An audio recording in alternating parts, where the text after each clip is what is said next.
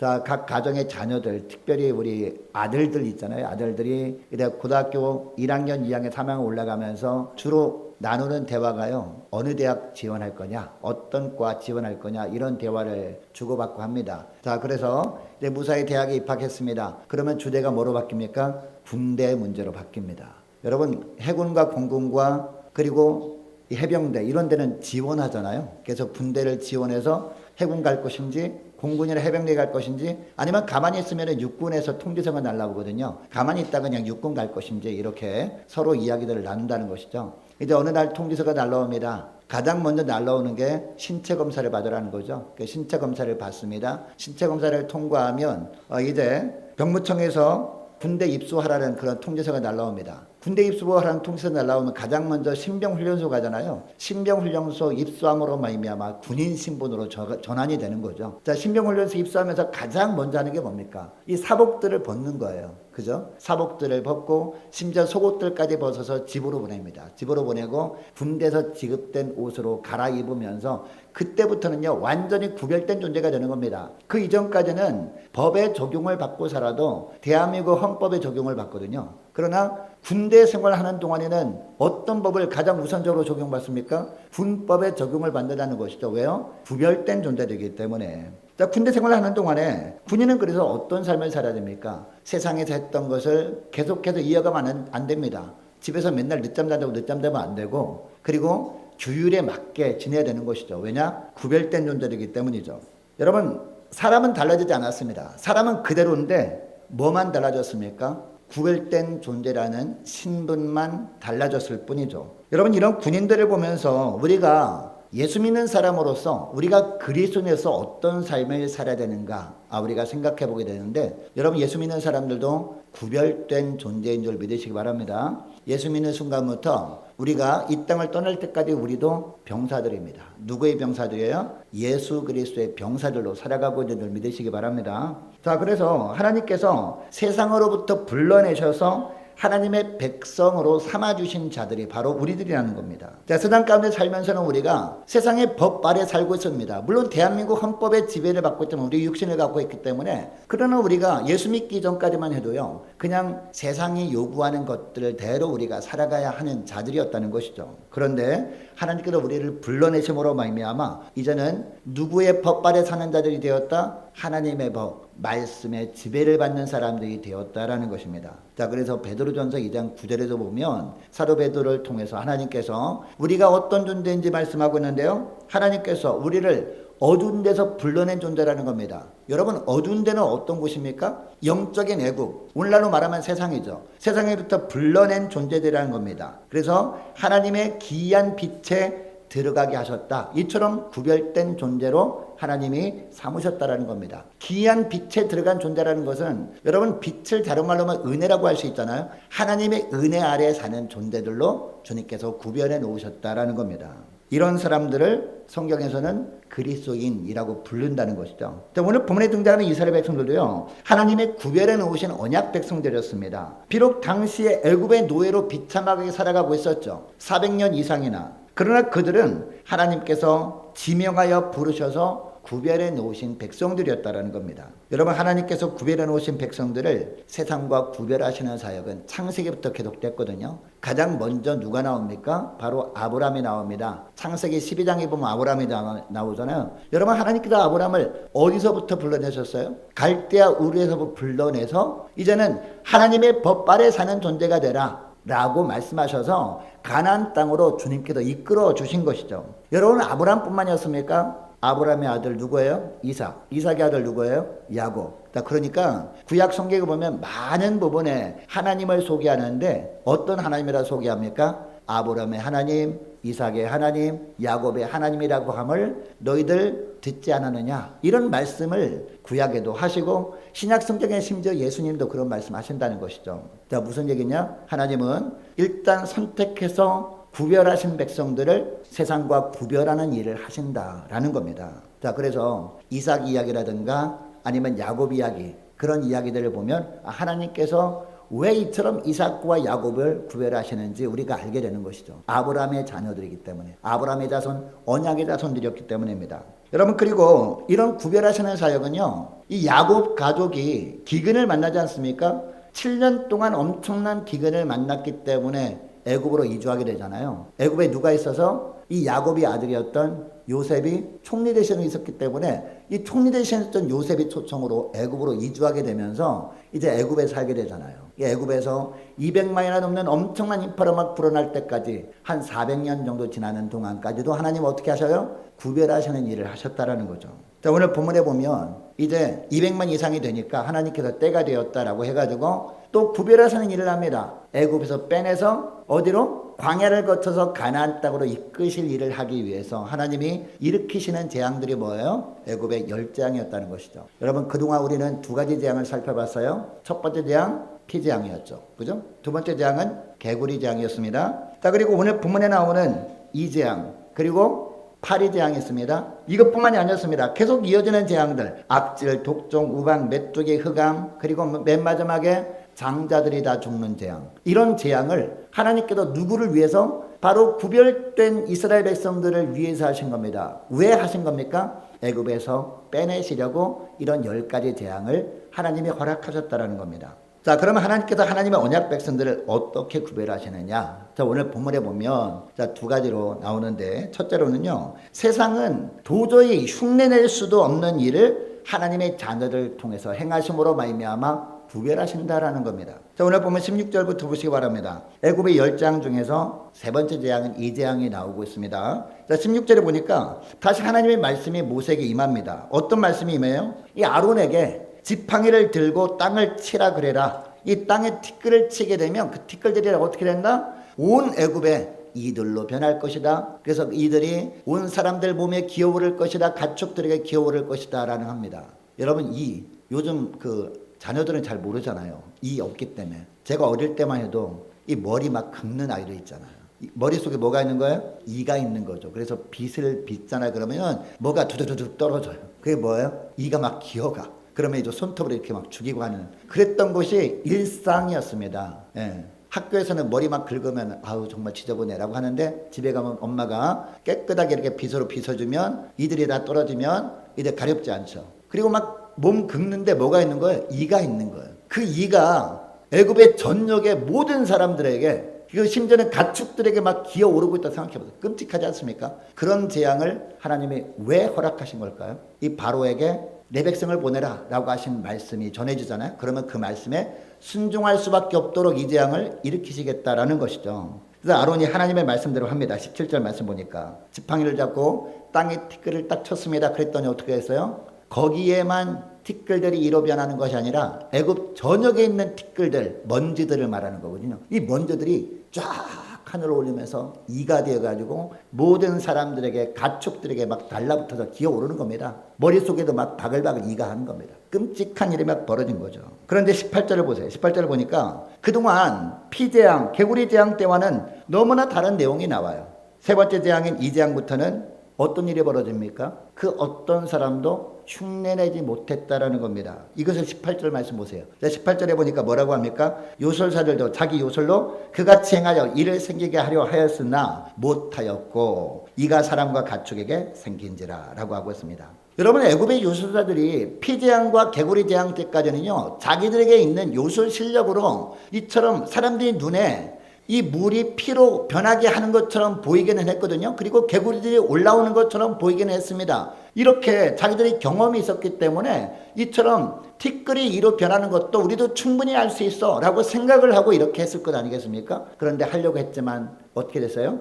불가능했다라는 겁니다. 자, 그래서 이 애굽의 요술사들이 바로 왕에게 뭐라고 하는지 19절 말씀 보시기 바랍니다. 19절 보니까 뭐라고 합니까? 이는 하나님의 권능입니다. 우리는 못하고 이것은 하나님만이 하실 수 있는 그런 부분입니다. 이런 이야기를 했다라는 것이죠. 하나님이 아론을 통해서 행하신 일임을 왕이시여 아십시오. 이렇게 했다라는 겁니다. 여러분, 하나님은요, 시간과 공간을 초월하신 하나님이십니다.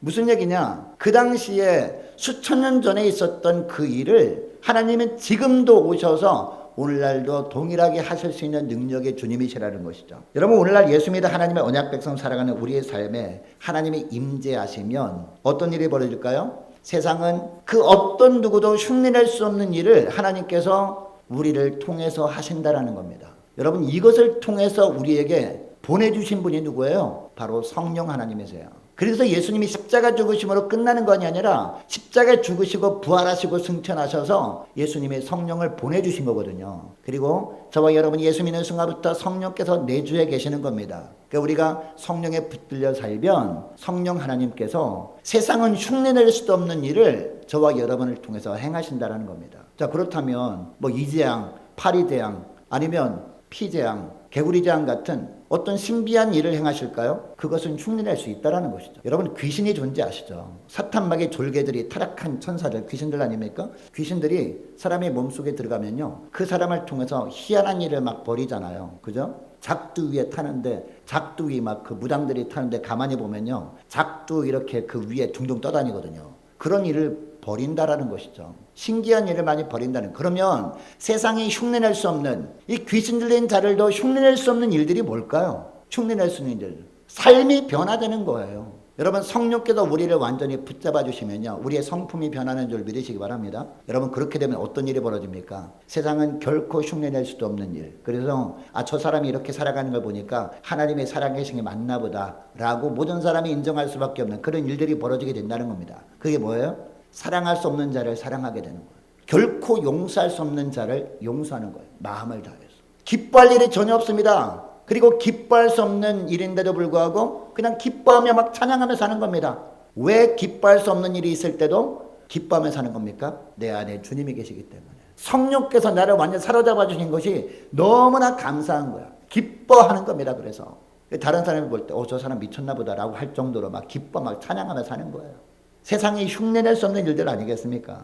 그리고 감사할 수 있는 일이 하나도 없어요. 감사할 일이 하나도 없어. 이것도 없고 저것도 없고 합니다. 다른 사람과 비교해보면. 그럼에도 불구하고 감사하며 사는 겁니다. 어제 내 생명을 하나님이 걷어가셔도 할 말이 없는데 오늘도 하나님이 나에게 생명을 허락하셨구나. 하나님께 영광을 돌리는 일을 하기 위해서 오늘도 하루를 허락하셨구나. 이거 생각하여 너무 감사한 거야. 여러분, 이것은 세상이 흉내낼 수 없는 거잖아요. 이런 일을 하신다라는 겁니다. 우리 안에 거하시는 성령의 능력으로 되어진 일들이 바로 이것들이라는 겁니다. 여러분, 우리가 성령의 능력에 붙들려서 진실하게 이런 삶을 살게 되잖아요. 그러면은 우리 주변에서 이런 것을 가만히 지켜보던 예수 믿지 않는 사람들이 속으로 어떤 생각할까요? 이 사람이 이렇게 변한 거 보니까 진짜 이 사람이 믿는 하나님이 계신가 보다. 눈에 보이지 않지만 진짜 계신가 보다 라고 생각한다는 거죠. 여러분, 그러다 보면 하나님께서 그들의 마음의 문을 열어주실 때가 있지 않습니까? 그때가 어떤 때예요? 복음을 들을 때입니다. 하나님이 그 사람을 콜링하실 때라는 거죠. 그러면 그 사람에게 누구를 보낼까요? 저와 여러분을 보내시는 거죠. 그리고 그 사람 입으로 물어보게 만들어. 이처럼 기뻐하는 이유가 뭐냐? 감사할 것이 하나도 없는데 감사하며 살아가는 이유가 뭐냐? 그 이유를 묻는 자들에게 우리가 대답할 것을 항상 준비하며 살아야 될 줄로 믿습니다. 여러분, 하나님은 이렇게 하나님의 언약 백성들을 세상에서 구별하시는 일을 하시는 하나님이세요. 그래서 우리는 늘 성령의 은혜로 충만한 삶을 사모하면서 기도하며 살아야 되는 거예요. 그래서 우리가 기도할 때도 무엇보다도 1번 기도가 뭐가 돼야 돼요? 하나님, 내 안에 내주하시는 성령 하나님, 저를 온전히 붙들어 주옵소서. 성령께 붙들려 살아갈 수 있도록 도와주옵소서. 이런 기도가 1번 기도가 돼야 될 줄로 믿습니다. 자, 그리고 두 번째, 하나님은 어떻게 구별하시는 일을 하시느냐? 영육간에 보호해 주심으로 말미암아 구별하시는 일을 하신다라는 겁니다. 여러분, 애굽의 10장 중에서 세 번째 재앙인 이재앙까지는요, 애굽 전역에 임하거든요. 심지어는 고센 땅에 있던 이스라엘 백성들에게도 이재앙은 임했단 말이에요. 자, 그러니까 애굽 사람이건 이스라엘 백성들이건 구분하지 않고 이로 말미암은 고통은 임했어요. 자, 그런데 20절 말씀 보면 하나님께서 다시 모세에게 말씀하시죠. 아침에 일찍 일어나 물 앞에 나오는 바로왕 앞에로 나아가라. 그리고 여호와께서 이와 같이 말씀하시기를 내 백성을 보내라. 그러면 그들이 나를 섬길 것이니라 라는 말씀을 전하라 라는 명령을 하십니다. 자, 그리고 이 하나님의 말씀에 순종하지 않으면 이번에는 어떤 재앙을 내리시겠다? 네 번째 재앙, 파리 재앙을 내리시겠다라고 합니다. 여러분, 파리 재앙 어떤 재앙인지 아세요? 시골에 보면요, 간혹 가다가 제가 부모님 살아계실 때 제주도 가면은 그 부모님이 밭에 가시고 집에는 아무도 없어서 제가 온다 그러니까 식당에 식탁에 먹을 걸 차려놔요. 그럼 거기에 뭐 이렇게 씌워져 있어요. 왜 씌워질까요? 파리가 들까봐. 그리고 어떤 집 가면요, 천정에 이렇게 쭉 내리는 거 있잖아요. 끈적끈적한 거. 왜 달아나요? 파리 때문에. 파리가 얼마나 많은지 모릅니다. 밥 먹을 때 파리가 웽웽거리면 얼마나 방해가 됩니까? 그죠? 그리고 반찬 이렇게 집어먹으려는데 파리가 앉아서 먼저 먹고 있어. 그러면은 좀 기분이 좀 그렇잖아요. 근데 파리가 100마리, 20마리, 100마리, 200마리도 아니고 파리가 가득하다고 생각해 보시자고요. 끔찍하지 않습니까? 그 파리 재앙을 내리시겠다라는 것이죠. 하나님께서 파리떼를 보내셔가지고 바로와 바로의 신하와 애굽 백성들이 집들에 파리떼로 가득하게 하겠다, 이런 말씀을 합니다. 그런데 22절에 보니까 특별한 말씀이 나오죠. 22절 말씀 보시기 바랍니다. 그날에 나는 내 백성이 거주하는 어디 땅을, 고센 땅을 어떻게 하여? 구별하여 라고 말하고 있습니다. 고센 땅을 구별하시겠대요. 무슨 얘기예요? 하나님의 언약 백성들인 이스라엘 백성들, 하나님의 선택하셔서 세상에서 빼낸 그 이스라엘 백성들, 갈대아 우르에서 빼내서 믿음의 조상이 되게 한 아브라함의 자손들은 주님께서 보호해 주심으로 말미암아 파리떼가 접근조차 하지 않도록 해주겠다, 이 말씀을 하는 거죠. 이렇게 함으로 말미암아 무엇을 알게 될 것이다? 이 땅에서 내가 여호와인 줄을 알게 될 것이다, 이 말씀을 하는 겁니다. 여러분, 이 구절에서 구별하다라는 동사에는요, 보호하다라는 의미도 포함되어 있거든요. 하나님께서 애굽 전역에 파리떼를 보내심으로 파리떼를 들끓게 하실 때 하나님께서 이스라엘 백성들이 구하는 고센 땅만큼은요, 보호막을 딱 쳐주시겠다는 거죠. 그러면 파리떼가 거기는 접근하지 못하게 하겠다라는 말씀을 하는 겁니다. 왜 이렇게 하시겠다라고 하십니까? 23절 말씀 보니까 내가 내 백성과 내 백성 사이를 구별하리니 라고 말씀하고 있잖아요. 하나님의 백성과 바로의 백성을 구별하기 위해서 이스라엘 백성을 사는 땅은 보호해 주시겠다. 자, 그래서 그 당시에 애굽 사람들이 볼 때, 바로 왕이 볼 때, 다른 데는 파리가 드글드글한데 저기만 파리가 없네? 라고 하는 것을 보면서 저 백성들은 하나님이 보호하시는 구별된 백성이구나 라는 것을 알게 하겠다라는 것입니다. 하나님의 자녀들과 세상에 속한 사람들을 구별하기 위해서 보호해 주시는 은혜를 베푸시겠다라는 겁니다. 여러분, 이때부터요, 계속해서 하나님은 하나님의 자녀들은 보호해 주시는 은혜를 베푸시거든요. 구별해 주신다라는 거죠. 앞으로 읽을 9장 4절도 미리 우리가 읽어보면 이런 말씀을 합니다. 여호와가 이스라엘의 가축과 애굽의 가축을 구별하리니 이스라엘 자손에게 속한 것은 하나도 죽지 아니하리라 하셨다 하라 하시고 라고 합니다. 이제 돌림병 재앙도 나오거든요. 그리고 우박재앙 이런 데 나올 때 그때마다 하나님의 백성들은 보호해 주시겠다라는 거죠. 이 가축들은 하나도 죽지 않게 하겠다라는 말씀은 무슨 말씀이냐? 그 당시에 가축은 뭐였습니까? 재산이었잖아요. 그 재산을 하나님께서 하나님의 자녀들의 재산은 보호해 주신다라는 말씀을 하는 거죠. 자, 그리고 9장 26절 말씀도 보니까 이스라엘 자손들이 있는 그곳 고센 땅에는 우박이 없었더라. 다른 데는 우박을 막 내려가지고 이제 농산물들도 더 이상 수확을 하지 못하도록 만드실 텐데 고센 땅에 있는 이스라엘 백성들이 있는 곳은 우박이 없었더라 라고 하는 것은 보호해 주신다라는 거죠. 자, 그리고 10장 23절 말씀도 보시기 바랍니다. 그동안은 사람들이 서로 볼 수 없으며 각기 자기 처소에서 일어나는 자가 없으되 온 이스라엘 자손들이 거주하는 곳에는 뭐가 있었어요? 빛이 있더라 라고 하고 있습니다. 다른 데는 흑암이에요. 흑암지야. 그러나 고센 땅에는 빛이 있었더라. 하나님은 어떻게 하셔요? 보호해 주신다라는 겁니다. 그리고 11장 6절 7절 말씀을 보니까 애굽 온 땅에 전무후무한 큰 부르짖음이 있으리라. 그러나 이스라엘 자손에게는 사람에게나 짐승에게나 개 한 마리도 그 혀를 움직이지 아니하리니 여호와께서 애굽 사람과 이스라엘 사이를 구별하는 줄을 너희가 알리라 하셨나니라고 합니다. 이거는 무슨 재앙이에요? 장자 재앙입니다. 각 집집마다 애굽의 모든 집은요, 장자가 죽었어요. 그리고 짐승들도 종류들마다 초태생은 다 싹 다 죽었습니다. 그래서 눈물바다가 있었지만 고센 땅에는 눈물바다가 있게 하지 않았다, 보호해 주셨다라는 겁니다.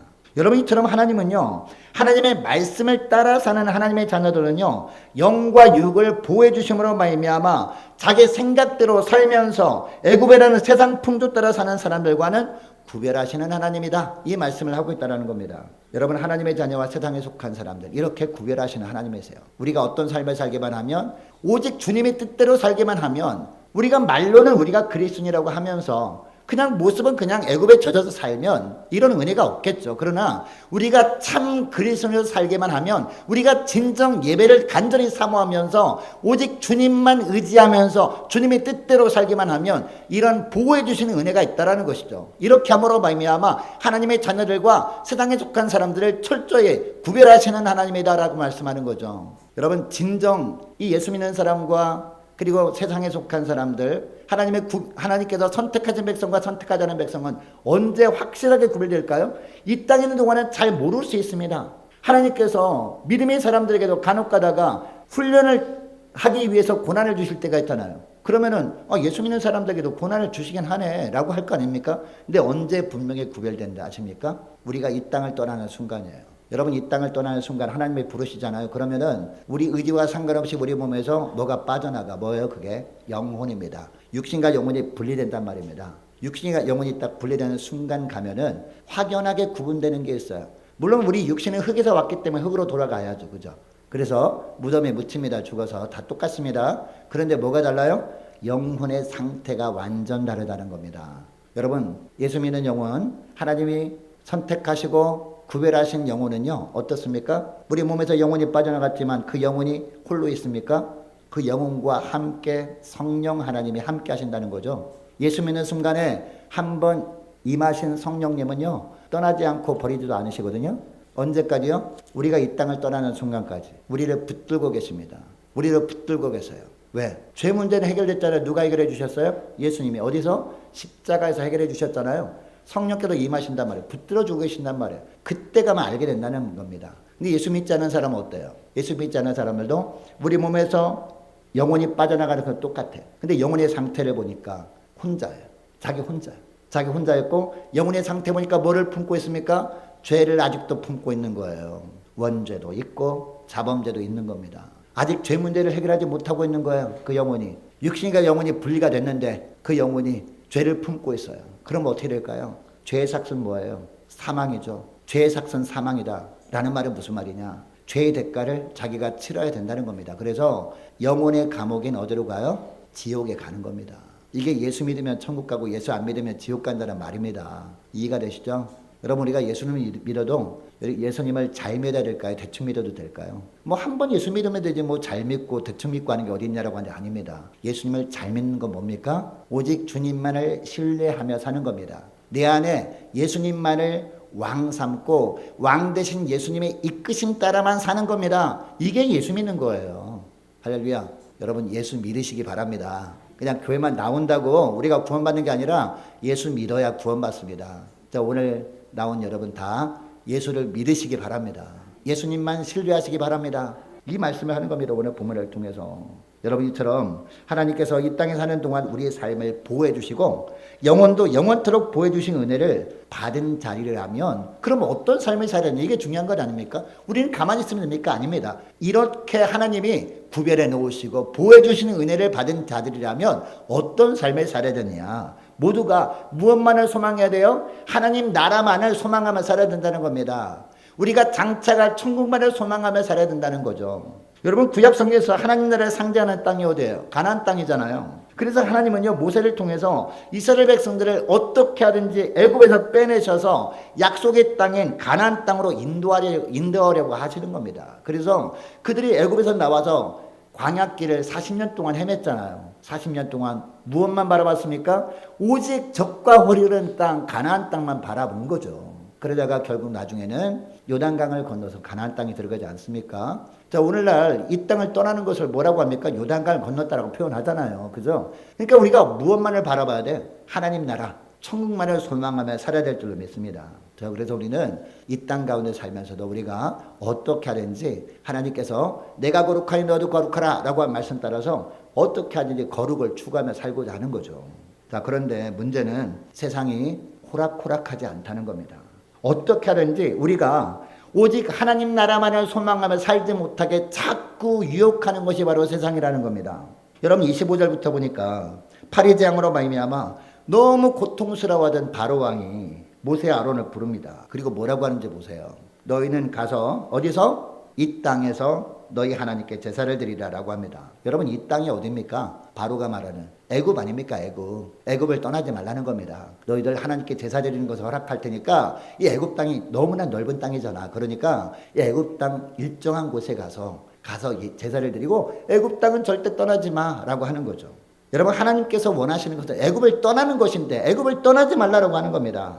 오직 하나님께서 그들에게 약속하신 땅인 가나안 땅만을 소망하며 그들이 사는 것, 이것을 하나님께서 원하셨단 말입니다. 그래서 27절에 보니까 모세가 뭐라고 합니까? 27절에 보니까 모세가 그렇게 할 수 없다. 우리는 하나님께서 말씀하신 대로 할 거다라고 합니다. 애굽을 떠나서 광야로 가서 우리가 예배를 드릴 것이다라고 합니다.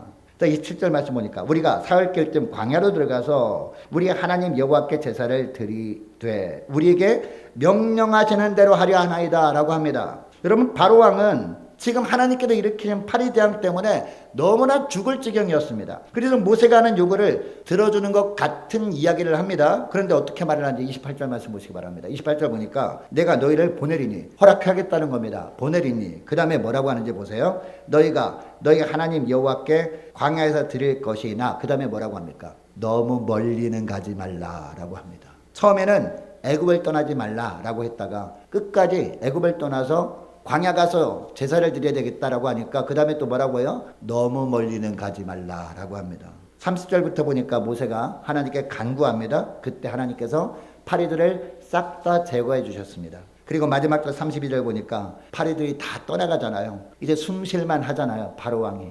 숨쉴만 하니까 또 어떻게 해요? 바로왕이 또 마음을 완강하게 했다. 이스라엘 백성들을 떠나지 못하게 했다라고 하고 있습니다. 여러분, 이것이 세상의 모습이라는 겁니다. 우리가 온전히 하나님만을 바르게 섬기도록, 온전한 예수 믿는 삶을 살지 못하도록 사단은요, 공중권세자만 사단은 교묘하게 계속해서 유혹해 온다는 겁니다. 허락은 할 테니까 요것은 하지 마. 좀 더 나가면 허락할 테니까 너무 멀리는 가지 마. 왜? 사단이 밥이 돼야 되니까. 사단이 조종을 받아야 되니까 자꾸 이렇게 유혹하고 현혹하고 우리의 발목을 붙잡으려고 하는 것이 바로 세상이라는 겁니다. 여러분, 세상이 이처럼 호락호락하지 않습니다. 어떻게 하든지 하나님 나라만을 소망하며 살지 못하도록 한다는 겁니다. 여러분, 예수 믿는 사람들도 보면 이 세상을 통해서 이 목회자라는 탈을 쓰고 별 희한한 말씀을 증거하는 유튜브들 많거든요. 그런 말은 정말 솔깃한 말씀을 합니다. 교회 다니는 거 좋지만 헌금하지 마. 11조 하지 마. 교회 다니는 거 좋지만 왜 주일날만 가면 되지? 왜 주중에도 갈라 그래? 주일만 가서 예배만 드리고 오면 되지. 그 말씀 붙들고 살면 되지. 왜 피곤하게 그렇게 살아? 사람이 중요한데 라고 하면서 그런 얘기를 한다는 것이죠. 근데 거기에 솔깃하잖아요. 너무나 달콤하잖아요. 거기 빠져서 자꾸 이렇게 헤매다 보면 결국 어떻게 돼요? 하나님은 구별하시는 일을 계속 하시는데 우리는 구별된 삶을 살지 못하게 된다는 겁니다. 세상과 가까이 하면 가까이할수록 누구랑은 멀어집니까? 하나님과는 점점 멀어지게 되어 있습니다. 결국 나중에는 어떻게 되는지 아세요? 이 사단마귀가요, 예수를 부인하게 만들어버려요. 여러분, 요한계시록에 보면 배도하는 자들 나오죠. 배도가 뭡니까? 예수님을 부인하는 겁니다. 여러분, 배도하는 것, 하나님께서 얼마나 가슴 아프게 여기셨으면 배도하는 자들은 하나님 나라를 갈 수 없다라는 말씀까지 하시거든요. 여러분, 예수 믿는 게 복인 줄 믿습니다. 하나님께서 구별해 주시는 축복을 누리는 게 복입니다. 하나님이 보호해 주시는 은혜를 누리는 게 복이란 말이에요. 그래서 이 말씀을 하는 겁니다. 이것을 위해서 우리가 기도할 때마다 어떻게 기도해야 됩니까? 무엇보다 영적으로 깨어 있어야 된다는 겁니다. 이것이 사단의 유혹 아닌가? 라고 하는 분별력이 있어야 된다는 거죠. 이것을 위해서 우리가 기도하는 겁니다. 바른 영적 감각에 살아있어야 된다는 겁니다. 여러분, 이것을 기억하시고 늘 성령에 이끌려서 영적으로 깨어있음으로 말미암아 바른 영적 감각을 가지고 살아가시는 저와 여러분 되시를 축복합니다. 그래서 어떤 상황 속에서도 오직 하나님 나라만을 소망하며 살아감으로 말미암아 하나님께서 저와 여러분의 삶에 임재하심으로 말미암아 하나님만이 하실 수 있는 일들을 세상에 보여주시는 하나님의 도구들로 귀하게 쓰임받는 저와 여러분 되시를 축복합니다. 그리고 주님께서 영육간에 보호해 주시는 은혜도 풍성히 누리는 저와 여러분 되시기를 주의 이름으로 축복합니다. 자, 기도하겠습니다.